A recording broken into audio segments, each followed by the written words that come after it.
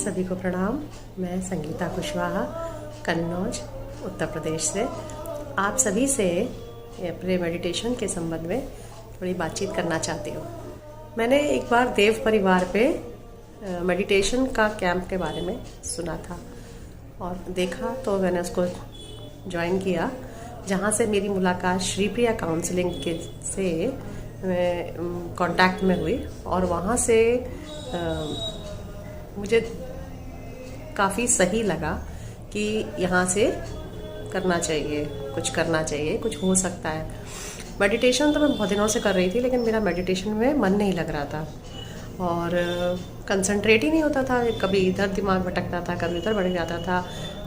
काम करते थे तो अपना कभी हॉस्पिटल का काम या कभी पेंडिंग को भी काम है तो वो सब याद आते थे उस समय, और अच्छा ही नहीं लगता था कि ये सब क्या हो रहा है।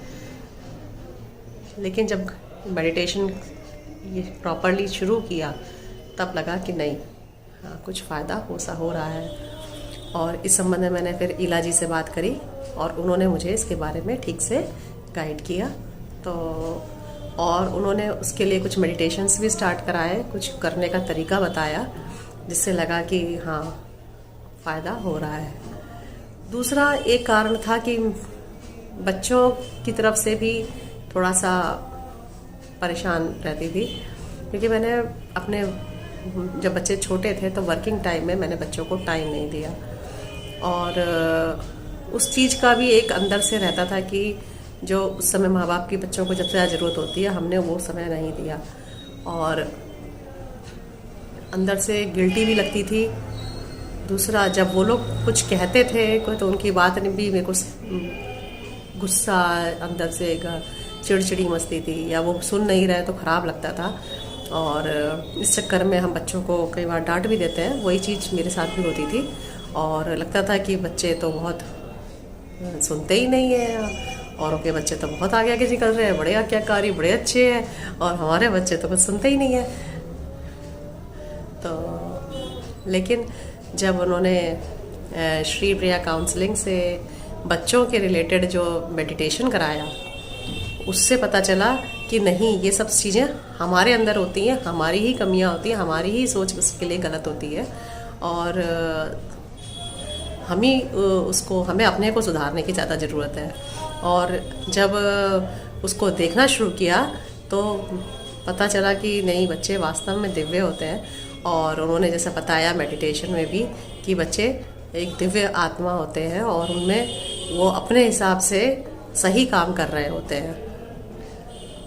तो जब उस मेडिटेशन को करना शुरू किया तो अपनी गलतियां भी समझ में आनी शुरू हुई, और लगा उनकी खूबियां भी समझ में आई, और कि नहीं, हमें उनकी अच्छाइयों को ज़्यादा देखना चाहिए, बजाय कि हम उनका जो कमियां देख रहे थे वो उनको नज़रअंदाज भी करना चाहिए, और उन पर थोड़ा थोड़ा धीरे धीरे सुधारने के लिए कहना भी चाहिए।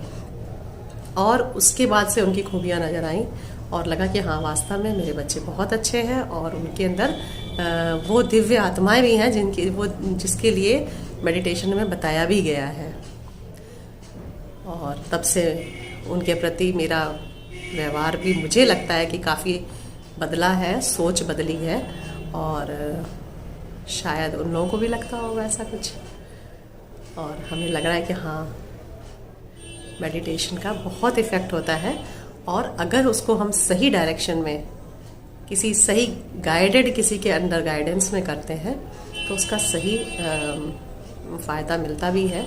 और कायदे में मेडिटेशन किसी ना किसी के अंडर में जो सही हो, ट्रेंड हो, उससे के साथ ही करना चाहिए। और इसके लिए मैं श्रीप्रिया काउंसलिंग और इला जी को बहुत बहुत धन्यवाद देती हूँ। Thank you Ila ji, thank you Shripriya counselling to all, thank you so much.